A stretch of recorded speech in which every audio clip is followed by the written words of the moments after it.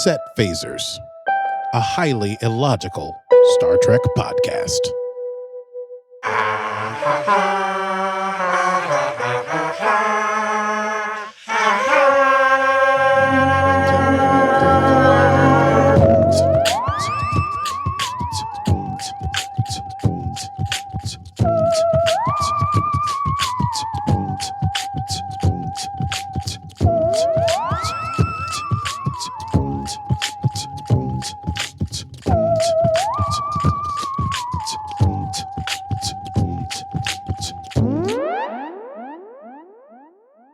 Oh, hello, world.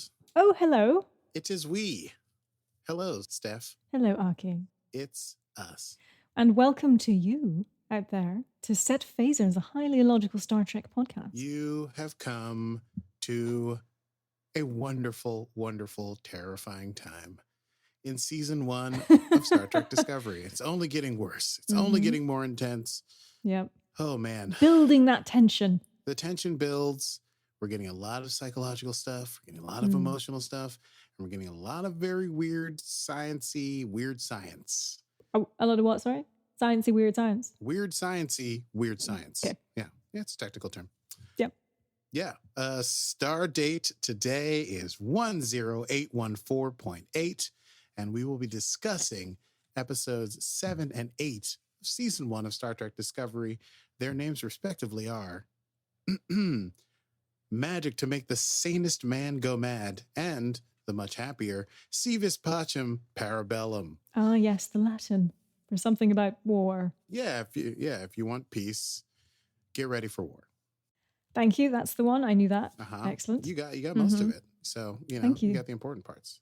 Well, Aki, shall we kick it off with our rundown? Let's run it down. It's time to run it down. Can you run it down for me? Tell me what just happened. Can you run it down for me? Yep, that's my finest moment. It's probably never going to get better than that. How could it? It's brilliant. It can't. Yep. It's perfect. It's the right amount of funk and the right amount of short. Whatever that means. Okay. Let's do it. Time to run this thing down. I'm going to do my best. Are you ready? I'm getting comfy. Okay. So this is a long one. So episode 7. We're going to start with episode 7. It's called Magic to Make the Sanest Man Go Mad. And it is that. This is one, well, you know what? Hey, let's just get into it. There's no cold open. So we basically begin with Michael doing a sort of an officer log saying, everyone's fitting in. Things are developing routine. She's got friends. Yep. She's developing perhaps some feelings for young Tyler.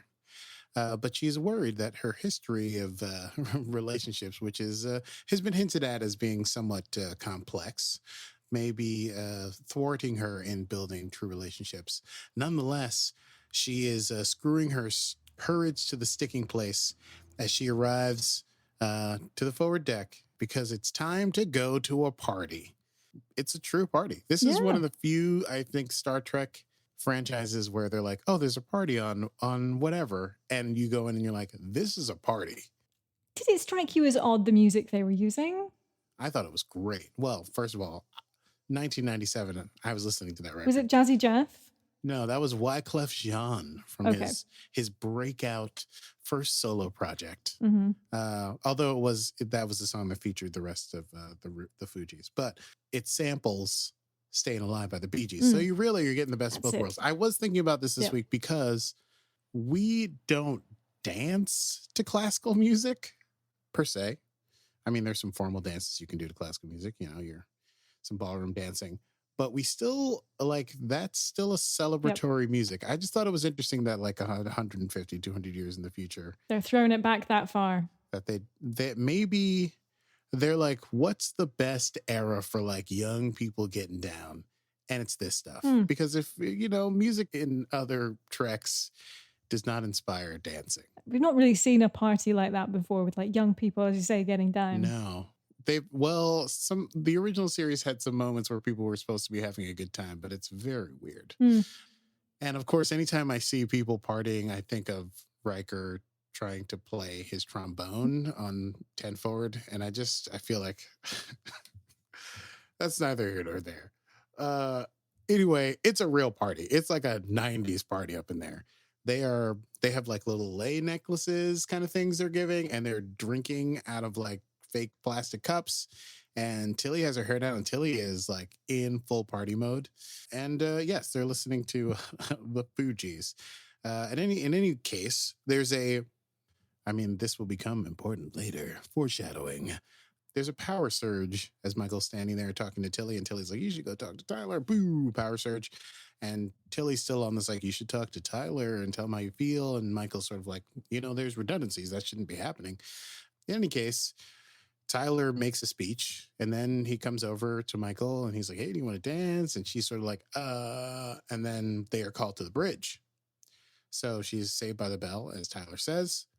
They go to the bridge. There's some light teasing by Tyler, because I think at this point I think he knows that they have chemistry. I think they both know they have chemistry, but I don't know. They've been making eyes over breakfast in the cafeteria. They've been making eyes at each other. This is playful teasing. As they're making their way to get to the bridge, they run into Paul Stamets and knock over a bunch of stuff that he and Hugh are carrying, Dr. Culber. And they apologize, but then Stamets is in this very creepy good mood. Stamets, ever since he like first connected with the Spore Drive, he has been in this sort of haze, happy place. Yeah, haze. I wrote down that he seems high. Yeah. Yeah, he's like, "Oh God, you guys are, why would you, these are the moments of our lives." I think he actually gives Michael a hug. Yeah, he's like high on his own mushrooms or something. He's high on mushrooms, faux show. And he turns to Tyler and he says, "You are a very tall man." Anyway, that happens, and then there's some more awkward exchange about Tyler and Michael with Paul Stamets at the center of it. But then they get into the turbulent, they go to the bridge, there is a yellow alert, and thank you, yellow alert. What they discover is something called, let me consult my notes, Gormagander. Yes.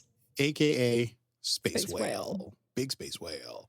And apparently they're like endangered and they don't mate very often. And so it's incumbent upon Starfleet officers to collect them and bring them to like some sort of preserve so they can mate, I guess.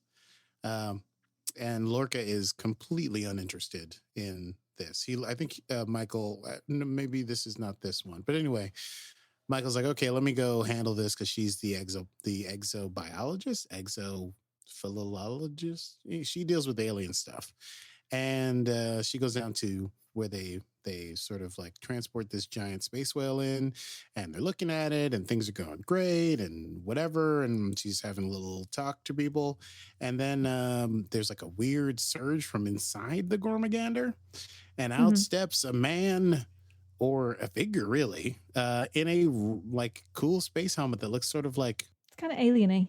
Because it's almost like sort of got the one eye thing. Yeah, alien rabbit, yes. Sort of. Bit Donnie Darko, maybe. Yeah, Donnie Darko / The Tick, for those who are complete nerds. This figure starts killing people, just indiscriminately with a phaser. Pew, pew, pew, Pew, pew, pew, pew, pew. Michael dodges, recovers. She alerts the bridge. A red alert is not verbally spoken, but it's up on the screen. It's a red alert. Red alert. And she says there's an intruder. They try to lock down the intruder from the bridge and eventually do like corner it.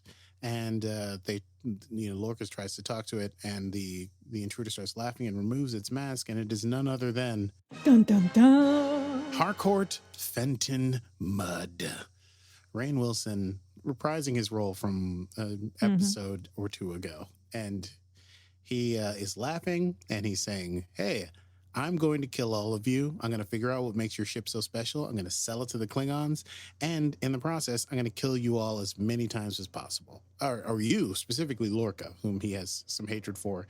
He once again mentions his dear, sweet Stella, who he says that Lorca prevented him from ever seeing again by leaving him in that prison ship 2 episodes ago. And then he clicks a little button. Stella. Great. Shakespeare to Tennessee Williams. And then the entire ship explodes. So everyone dies. The fire rolls forward into the camera, white out.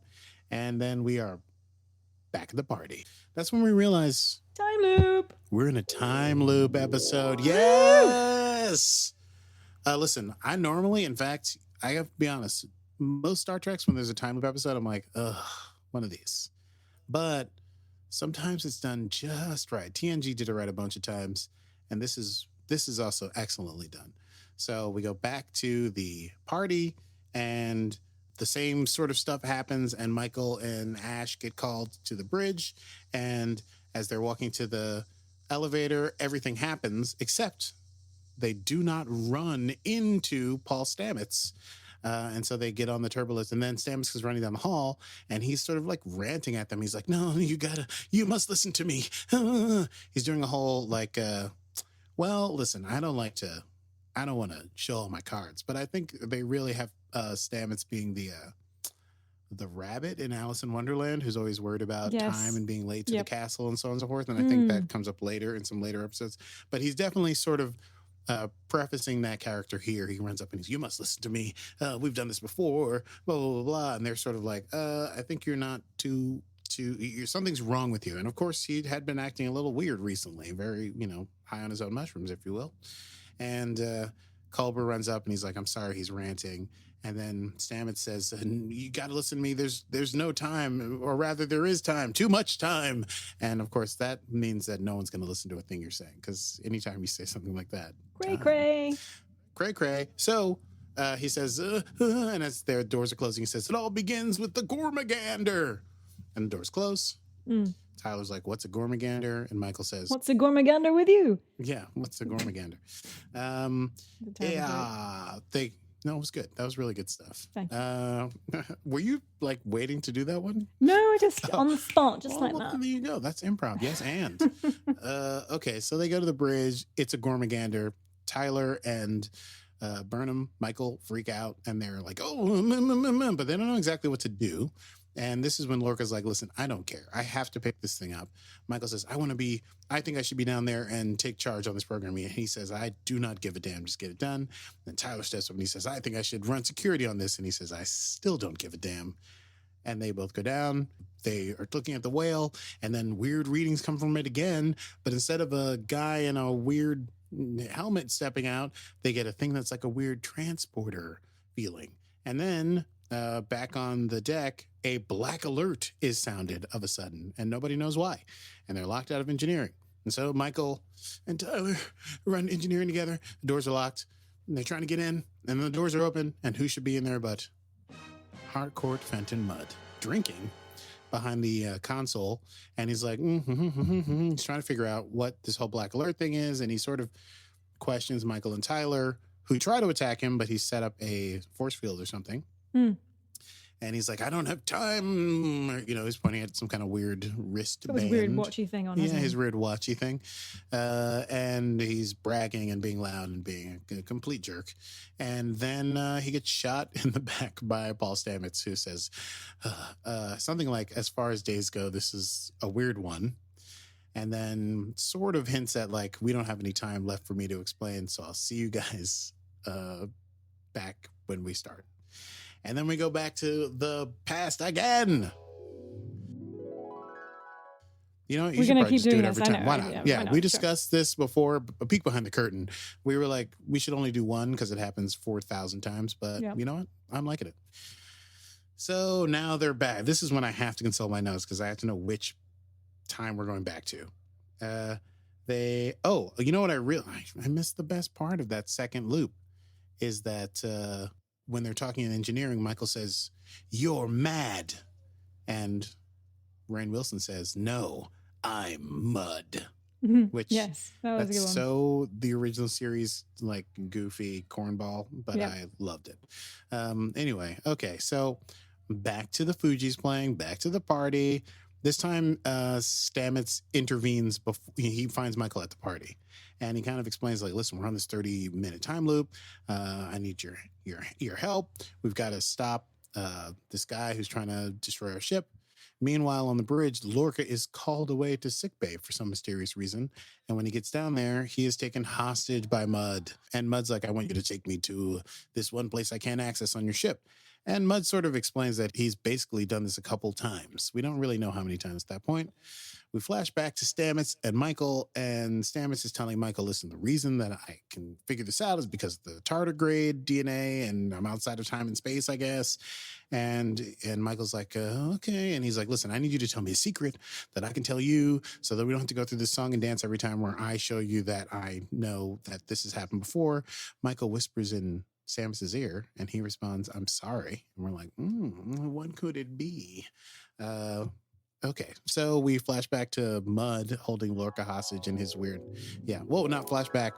Oh, We just jump into. Okay. You know what? It's fine. If there's a couple extra, no one's gonna mind. No one cares. Mud is basically gloating over Lorca, and he explains that he's killed him 53 times, and then he kills him again, and he says, "We're going back." So Mud kills Lorca for the 54th time. Ship explodes. Back to party. Power surge. Stamets runs in, talks to Michael. She doesn't believe him. He says, "You've never been in love." She says, "Why would you say that to me?" He said, "Because you told me." So now we know Michael's never been in love. Is that a Volcant moment? I guess. Or is it a Michael moment? I think it's a Michael. I think it's a Michael moment. Michael moment. Michael Burnham's never been in love. Mm-hmm. It's a tragedy. What was the Wyclef Jean song, by the way? What was that song called? We're Trying to Stay Alive? My Americanism. Yeah, I would be Trying to Stay Alive. Yes. This one? Correct. You carry on. I'll just keep this on. Okay, great. So we're back at the party. He says, "You've never been in love." She's like, "What? Why would you say it to me?" He's like, "I told you that I needed to say a thing to you." So he's got her attention. He says, like, "Listen, I haven't been able to figure out a way for this not to end poorly. I think we need to get Tyler on our side." She goes, "Why do you want me to talk to Tyler?" And he's like, "Because Tyler likes you, baby." Mm-hmm. And she's like, "I don't know how to talk to Tyler. I don't know how to dance." And so they have a weird kind of wonderful moment where they're just dancing in a hallway. And Stamets is explaining how he met Hugh and how they're just talking about love. And it's beautiful. I thought that was adorable. It was adorable. And then they blow up. Yeah. And then we go, yeah. Oh, my back. Yeah. I didn't think I'd get so much work tonight. This is quite good. Well, this is a crazy episode. Any of the time episodes are crazy. So they're back in the party. And this time Tyler asked Michael to dance. She says she doesn't have time for that. But then she's like, you know what? Maybe it's a good call. Maybe we should dance. So they dance and they talk about, she mentions Mud. And he's like, what? Oh, actually, when they're dancing, it's Al Green's Love and Happiness. Oh, that is playing. Anyway, Tilly winks at Michael, which I just love. I just love Tilly in this whole episode and in the next episode, but I'll come to that. And Michael explains the loop, but they also sort of talk about, he's like, why did Stamets think you should tell me? And she says, well, because I like you. And then they kiss. Shun-da-da-da. Anyway, while that's happening, Mud is taking over the bridge hostily, and he's like shooting people. And he's got little dark matter pellets, I guess, that he found in Lorca's office. Yeah. And so when Michael and Ash get to the bridge to try and stop him, he throws one of these pellets at Ash, who dies an excruciating death where he dissipates into nothing, I guess. Yeah. And instead of killing more, Stamets decides to admit that he is the key to the spore drive, that he is the pilot, that he has to be jacked in via his new cybernetic implant thing that Hugh made, and that's how it works. And then they blow up one more time. They blow up one more time. Boom. So everything happens again. They figure things out. Michael brings Tilly on board, and Tilly and Michael decide to explore the Gormagander, where they find Mud's ship. They find the time crystal thing, but they realize that the controller must be on Mud. They know that they're trying to do that. Mud's trying to like extort things to figure out the ship to sell it to the Klingons, and he also wants to kill whatchamacallit. So they wait till the very last minute, and then Michael, because this time I think he's taken over the ship now that he knows about Stamets. Yes. Yeah, he's got the secrets he needs, and he's going to sell it to the Klingons. And as time is running out, Michael says, we know what would really sweeten the deal for the Klingons. What would be even better than the ship? Me. Yes. I killed Takubma, their messiah. And he's like, "Ooh, yeah!" And then once the wheels start working and the greediness starts to take over, she kills herself with one of the black matter pellets. Yes. And then He has to restart. She has to restart. He has to do it because he needs that money. He's so greedy. So one more time, the ship explodes. And we go back again. Oh, we go back again. But then we get like a sweet, I describe this as like an A-team style montage. Everything kind of the party, and they look at each other, and like everything you see it happening because we've seen it a bunch of times. They go to the ship, they do something with the captain, they do this other thing. Anyway, it ends up that Mud winds up taking over again, and they let him think that he's won and that he's going to take Michael and sell her, but spare the crew of the Discovery. And he punches something into the chair and he's like, haha, the Klingons are on their way. And as he's taking them down the hall, they sort of reveal that the jig is up. Ha ha ha. You think you got us? It's very Scooby-Doo. It's totally Scooby-Doo. It's so Scooby-Doo. Because they're like, you're always talking about your dear sweet Stella. I thought maybe you'd want to see her again. And so when they get to the transporter room, who should show up but Stella and her father, the Baron Grimes? Sure. I don't remember. I forgot. Sorry. I was so excited I did not write down the full name. I think it's Baron Grimes. I was so excited to write down A-team sequence. Anyway, and Stella there, and the father is sort of like doting on his daughter, and he's like, I love my daughter, and whatever she wants, I want her to have, and she wants Mud to come with her and stay with her. And so Mud is taken off the ship by his dear, sweet Stella.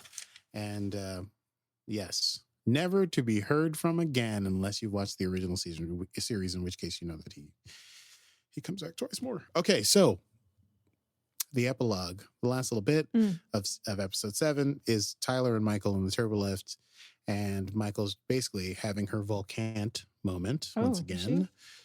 I volcant. This is when she says she needs more time before she can really get back into the relationship. And Tyler says very cutely that he's just sorry that he won't remember their first kiss. And then there's like a little personal log that Michael has where she says things are back in the groove and we'll see where things go. And that is the end of Magic to Drive the Sanest Man Mad, or whatever it's actually called. Whoa! Did you just throw away your papers there? Is that what you did? I'm going to have a sip of tea now. That's right. I just did. I did it. Yeah. Good job. Good rundown. That was a hard one to do, actually. There's just so many flashback. After last week's with all the memory flashbacks, I was like, I won't let this happen again. Good job. Are you ready? I am. Moving on to episode 8. Episode 8, Civis Pacem Parabellum. Actually, I realized as I was rewatching this, it is a perfect title for the episode. In almost every way. Civis what? Civis Pacem, the Latin. If you want peace, prepare for war. So I've decided to take Steph's advice. And there are 2 major plot lines here, and I'm just going to do them basically separately, and we'll see how they intertwine as they come together. So let's start with the more immediate plot line of Discovery. So we begin the episode with Discovery attempting to save the USS Gagarin, which is under attack by some Klingon raiders. Discovery jumps into the area. They're like, haha, we're here. We did the spore drive thing. We're so badass. And then a Klingon ship decloaks and starts attacking everything and starts attacking the Gagarin. And Lorca tries to use the Discovery to block the missiles and help the Gagarin get away, but they only block one missile and the Gagarin is destroyed and their shields are down to 10%. And so he's like, all right, fine, black alert, boo boo. And, Stamets jumps and they jump away, having lost this battle. And we remember from the last few episodes, it seems like the Federation's kind of doing better in the war, but this doesn't seem quite good. This seems like they sort of have figured out Discovery's number. After the jump, Stamets comes out of the tube room where he gets the spore needle. His wee shower room. Yes. And he staggers a little bit. And then he calls Tilly captain for some very strange reason. And she's like, did you call me captain? He's like, no, what are you, an idiot? And he lashes out at her. And she's like, oh, what? No. And he kind of storms off. And I have to say, It's nice to see Stamets is back to his old grumpy self. Yep. Ooh, that stings. It sure does. Lorca, meanwhile, is getting the rundown from the admiral. He's like, "What's going on here?" And the one of the admirals, this is Pointy-eared admiral. the Vulcan admiral, because as you may recall, Admiral Cornwell. Mm-hmm. Did I do it right? Cat Cornwell. Yes, Cornwell. Admiral Cornwell was captured at the end of 2 episodes ago by some rogue houses of Klingons who were working for Cole of House Core. We found out that Cole of House Core has been bringing other houses to the fold by having them like sort of bend the knee to him in order to get the stealth technology that the Ship of the Dead has. So he's been giving out the Ship of the Dead stealth technology, and the Vulcan admiral says, and that means that the mission you're doing at Pavo is even more important. And that, secret of all secrets, is the B plotline that I'll get to later. Okay, so meanwhile, on the Ship of the Dead, L'Rell shows up with a huge scar on her face from the time she got shot in the face by Lorca. Remember that? Yep. And Cole's like, "Hey, the scar makes your face look better." And she's like, "Ugh, whatever." I wear it with pride or something like that. Yeah, I wear it with pride because she's badass and he's a patak. Yeah. But we don't need to go into that because she'll break it down later. She basically has to agree to, because she's like from the spy family of the Klingon houses. She's like, "I hear you have an unruly prisoner that refuses to cooperate. Perhaps I could convince them to give us some information." And so Cole sort of like, "Yeah, if you get some information out of this prisoner, we'll let you hang out with us here on the ship and you can get the stealth technology and we'll let you back to the fold. Whatever, it's cool. Bygones be bygones." So L'Rell is led to the prisoner, who turns out to be none other than Admiral Cornwell, Katarina Cornwell, Cat. And she's left in the room, but the guards are outside, and she forces the admiral to pretend that she's being maimed and tortured. And they scream at each other, and then the guards leave, and L'Rell says, "Good, now we can talk." In English. Flashback to Discovery. In English, yeah, because her English is impeccable, as you recall, because she's a spy. Yep. Or whatever is supposed to be English in the Federation. We don't have to go into it. I don't want to get emails. Okay, so on the Discovery, Tilly is killing the game because she confronts Stamets, and Stamets tries to like do the whole bully thing, and this is Tilly time. Dismissed. He's like, "Get out of here, cadet," or whatever, and he's like, "You don't tell me what to do," and she just stands there and she's like, "You're gonna tell me what's going on, or we're not gonna move forward," and hit him with the Tilly time. Tilly, don't be silly. Tilly, space is wide. Clearly it gets chilly. Tilly, it's your time. Tilly, it's your time. You know what? Tilly really shows some guts here, standing up to quite possibly one of the most intimidating, apart from Lorca, one of the most intimidating persons on the ship. I don't think a lot of people want to be get a point blank Stamets blast. But Stamets basically admits to Tilly that, yeah, things are getting weird. The more jumps they do, his head gets jumbled, his mind gets weird. He hasn't told his partner Hugh, because if he told Dr. Culber would have to report him and they would have to stop the experiments. But if Culber didn't report him, then he would be court-martialed. So he has to not tell him and keep it secret until he's like, "Fine, we'll keep it secret. But if you have any issues, you got to come to me right away." Back to the Klingon Ship of the Dead. L'Rell says, "Listen, I hear that you and Starfleet don't kill all of your prisoners out of hand. So I would like to defect because the, quote, Patak, who leads our people now, is garbage." And she is disillusioned with the nascent Klingon empire. The houses are finally coming together, but under the wrong leadership, under Craven leadership. And so she wants to defect to Starfleet. And so L'Rell and Cornwell stage an escape, and they're making their way through the ship. And L'Rell's like, what? Do you want to say something? Was it real, do you think? Her wanting to defect? What did you think? Because like she's an adept spy. We know this. Do you think she was playing Cat Cornwell, our admiral? I don't know, but I think it was genuine. Because I think, barring what I know in the future, I do think that she wanted to get off that ship. Yes. And she wants to get away from Cole, and she wants to get away. He's consolidating power, even though she thinks of him as sort of like a spineless fool. She needs to get out of there, and she sees this as her ticket to get off, to get out of the range of his power. Yep. But as they're escaping, they are very conveniently found by Cole, which is why it's so confusing. And what's it? Because they do exchange like I forget what she says. Like she's like, "Sorry, I had to be you," or she says, "You're not what I expected."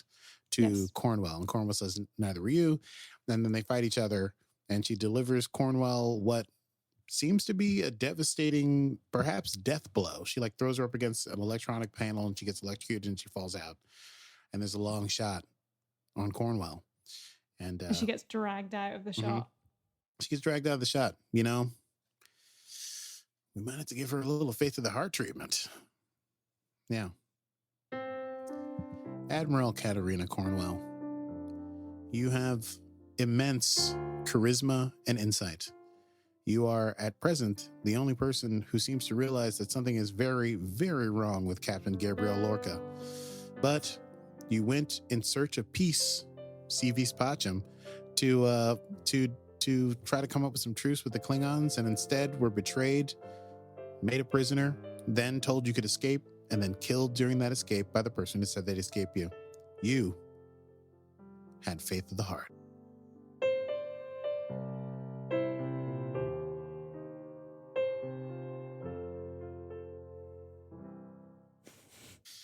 She did. Okay. She died. She died. Laurel says, "I will dispose of the body." Because I guess she's trying to, she's like, "Oh, we weren't trying to escape. She just got out of hand. So I'll just throw this body away." She drags the body of Admiral Cornwell to, I guess, the body disposal room. And there she discovers all of her former crew. They used to be there with her and Volk and Takuvma, and they've all been brutally slaughtered, dismembered, and parts of them have probably been eaten. It's without honor. Definitely no honor. That said, from a Klingon point of view, I have to say at this moment, I was like, they betrayed Volk and Laurel by going over to Cole just because he brought some food, which to me was kind of effed up when they were trying to go get that dilithium processor or whatever. Yeah, I hear you. It's a good point. I'm not saying that their bodies should have been despoiled that way, but you reap what you sow in the Klingon Empire. So she vows then and there that she will destroy Cole. And she finds her way back to the bridge and discovers that her cover has been blown. Cole never really believed that she was on his side, and she is then taken into custody and imprisoned. And that is the end of the A plotline. That all happened, Discovery and the Klingon Ship of the Dead. Meanwhile, remember that the Admiral who was the Vulcan mentioned the mission in Pavo. Yes. Well, there's an away team on Pavo, and it happens to be Michael, Saru, and Ash Tyler. And they are there apparently because this planet has like everything about it vibrates, and they all vibrate in harmony, and there's like a sympathetic vibration, and so the whole planet is vibrating, and then there's a huge naturally forming crystalline structure that reaches sort of up into the upper atmosphere and casts this vibration out into space, and they're there to see. It's a bit Jack and the Beanstalk, isn't it? It is very Jack and the Beanstalk. Yeah, well, very Alice in Wonderland too. I mean, I don't want to get too into it because it's very satisfying. Anyway, they are there to see if they can use that huge antenna to sort of like find a way to help them identify Klingon cloaked ships, because it's so powerful they could send out like a big, it's sort of like water displacement, but like tachyon particle displacement or something. Right. Yeah. So they're trying to get to this giant natural transmitter, but because of the interference of all the the harmonic sort of synergy of the planet, they weren't able to drop in right by the antenna. They had to drop in far away, so they're hiking there. They are pleasantly accosted by like big clouds of shiny particles, and Saru attempts to make first contact and believes that he's speaking with an intelligent like creature. He's not sure what creatures they are, but they're like clouds of floating, glittering stuff that sometimes take a humanoid sort of form, but sometimes it's just clouds. But the clouds lead the away team to a tent. That to me was the creepiest part. I was like, why is there a tent here? It was a bit, yeah. And in the tent is like a column of the bright cloud things. And Saru's like, well, time for me to do my Saru thing and engage in first contact, because Saru Sticks his speaks hand out. 4 bajillion languages. And also the like harmonics of the planet have really been annoying him because he has very sensitive hearing. As a creature, the Kelpians are like trained to be wary of predators, and so they're, they have heightened sight and hearing. And it is mentioned that they can run something like 880 kilometers an hour when being attacked. Yeah. So Saru's really slowing down to have Michael and Tyler with him. So Saru begins to communicate with the beings in earnest, and Michael and Ash have nothing to do but wait. So they go to sit outside of the tent and they talk about, he's like, hey man, when this war is over, I want to take you to like New Jersey or something. I forget where he says he wants to take her, someplace in America. And he's like, we're going to go freshwater fishing and we're going to eat trout and make love all night or something like that. He doesn't say that, but that's basically what's on his mind. And she's like, oh, I've never done any of that stuff. And she's like, I'm a prisoner. When this war's over, I'll probably go back to jail. Remember how I killed everyone because I'm a mutineer? And he's like, oh, we'll figure something out. And then they kiss here on the planet of Pavo. And it's just beautiful. Their second kiss, but so did their first. Their first kiss. That And it's in a wonderful remember. exotic environment. We remember the first kiss because we're God. So by nightfall, Saru comes out and he's like, listen, I've made some progress, but we're really just beginning to get the language here. And now that we know that the planet itself is sentient, everything is connected, we need to get their permission as Starfleet officers before we can use that antenna for our purposes. Mm-hmm. And so he says, hey, we're going to be here for the night. They bed down for the night and they go to sleep in the tent. Saru is tormented by the loudness of this place, and he's like tossing and turning and can't sleep. He gets up, goes outside. It's building. We're sort of like privy to what it feels like for him, this like crescendoing, trebling sound. And then the weird light particles go into his head, and then there's silence. That's always a creepy thing in Star Trek when someone's sort of like taken over. It's never a good thing. Never good. There should be a protocol for that in Starfleet where it's like, hey, are floating clouds going into, anyway. You're right. It happens so often. Yeah. Is your teammate who was really like upset or angry or something suddenly very happy? Restrain them. So anyway, the next day, they're like, oh, looks like someone got some sleep. And Saru's like, it really is lovely here. I've been talking to the Pavans and they're totally willing to help us. And Michael and Ash are like, oh, that's great. So they'll do the thing. And he's like, yep, they're totally down. All I need you to do is give me your communicators. And they go, oh, okay. And they give him their communicators, and Saru snaps them in half. And he says, we're going to stay here forever. You can't leave. It's a paradise. So deal with it. And he just kind of walks off. He's like super happy. They have no way to communicate. Tyler and Michael have something of an argument here because Tyler's like, listen, he pulls rank on Michael. He's like, we need to get this mission done. Saru is, he's on the lam. He's gone native and we can't trust him. So we need to hatch a plan. You need to get to that crystal structure and hack it. And at this point, I think they're just thinking maybe just get a message out to Discovery to come get them, not necessarily do the whole Klingon thing per se. But they refuse to be trapped there with Saru forever. Even Saru's like, oh, we're in a land of peace and joy now. Saru, who's never like that.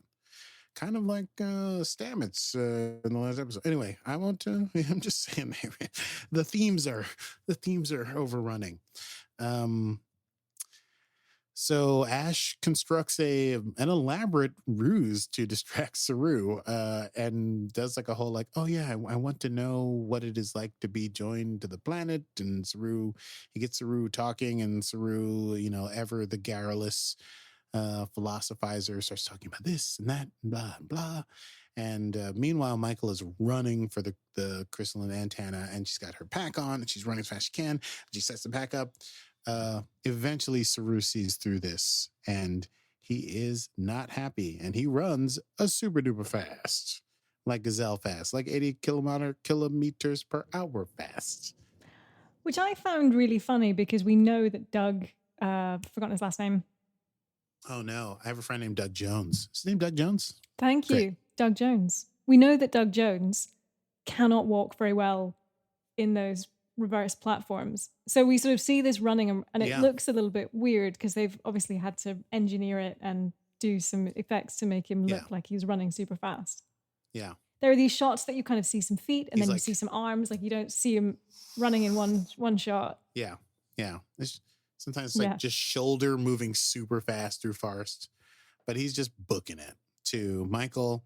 And she's like trying to set up the thing, and he arrives before she really gets an uplink, and they fight, and he throws her, and she shoots him, but he's undeterred.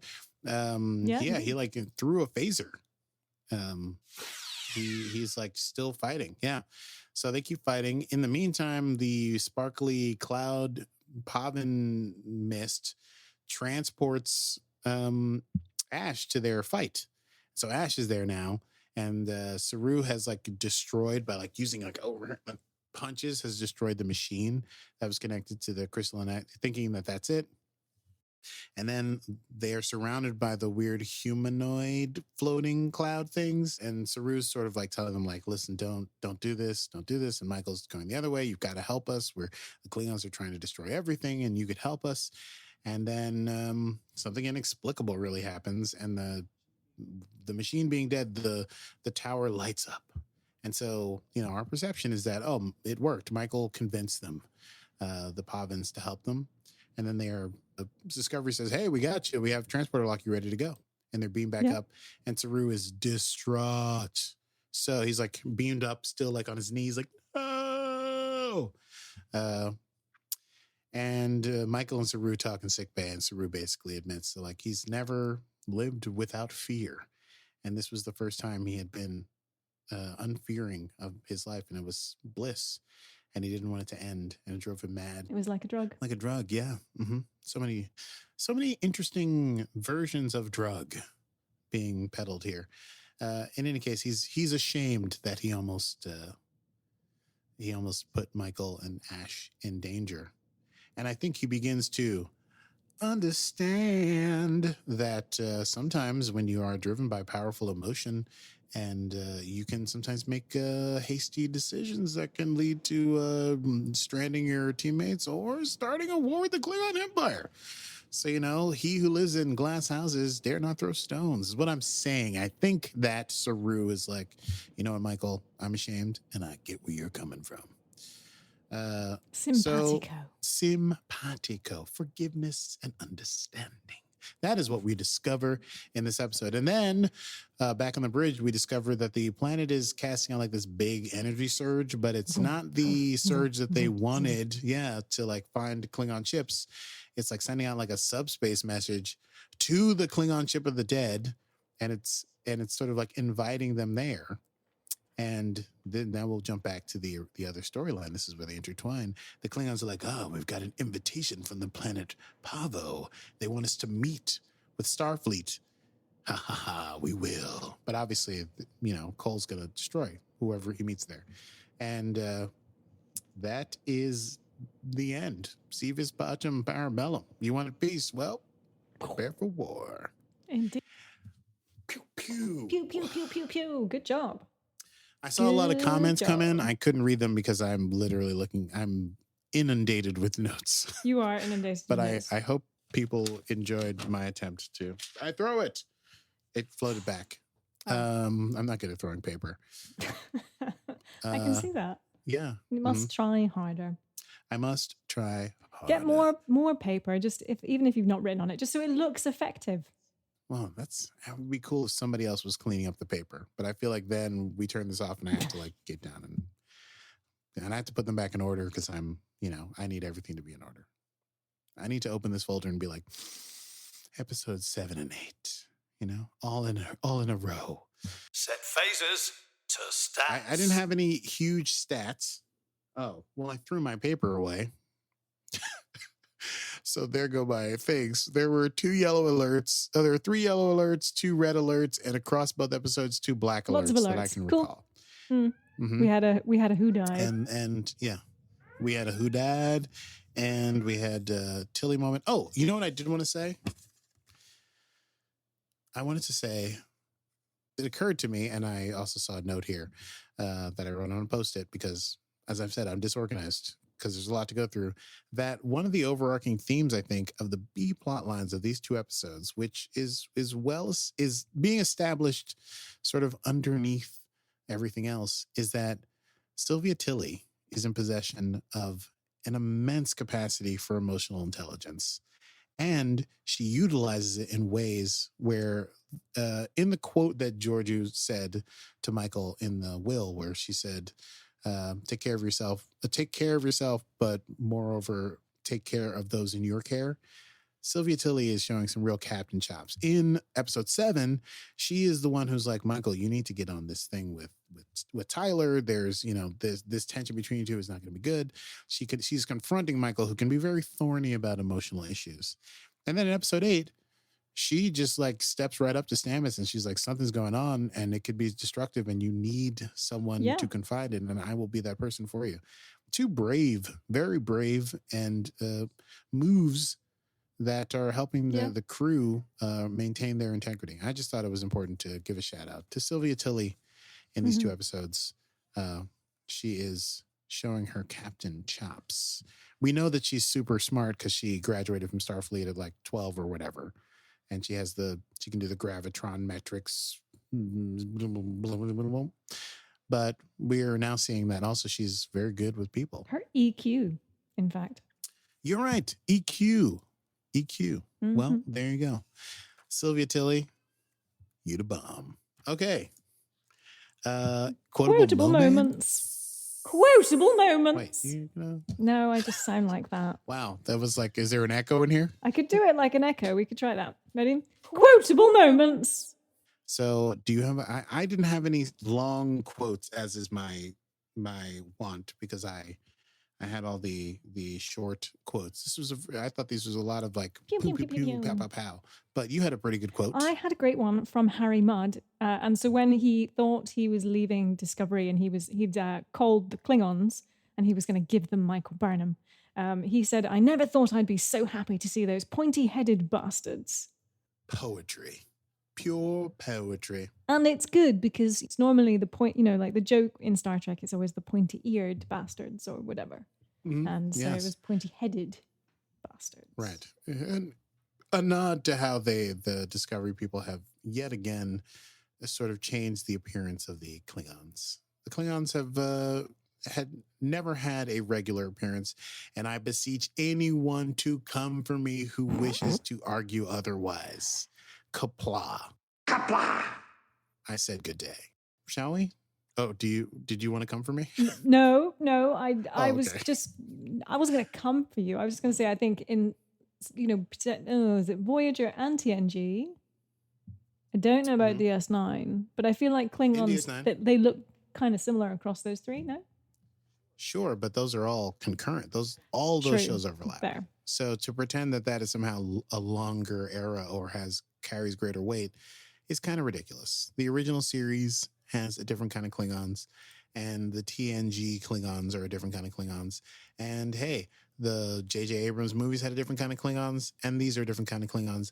Deal with it, because we're going back in time. This is pre-TOS. Did you want them to have just like guys in brown face with mustaches being Klingons? Kapla is what I'm saying to you. So many sound effects, so little time, Aki. Yes. Wow. This is the debut of Kapla Corner. I usually don't get upset and start talking all out of the side of my neck, but sometimes I gotta just tell it like it is. And you know what? My door is open if you want to argue. Shall we go to next time? I think we should, before it all gets out of control. Next time on Set Phasers. Okay, next time on Set Phasers, we're once again doing 2 episodes because we are crazy. And the season 3 premiere vastly approaches. So we will be doing 2 episodes that bridge the gap, because season 1 had this long break in it. And we'll see you next week. But episode 9, the end of chapter 1 of season 1, is called Into the Forest I Go. And episode 10, the first episode of chapter 2 of season 1, which also was directed by Jonathan Frakes, is called Despite Yourself. Love John Frakes. And some very interesting things are going to be happening. Jeez. All right, you're right. We got to do this. Thing's going to go off the rails. So we want to thank you for joining us. If you enjoyed the program, you can catch us every Friday at 8 p.m. on Facebook Live or as a podcast that you can download wherever podcasts come from. So please subscribe. We are on Facebook, Instagram at Set Phasers Podcast. Feel free to follow us and join in the conversation of all things Trek. And if you want to share things with us on our page, we would love to see what kind of Trek things you're into, including arguments about the Klingons. If you want to support us in our continuing mission to discover what Discovery has in store for us, we'd only be delighted.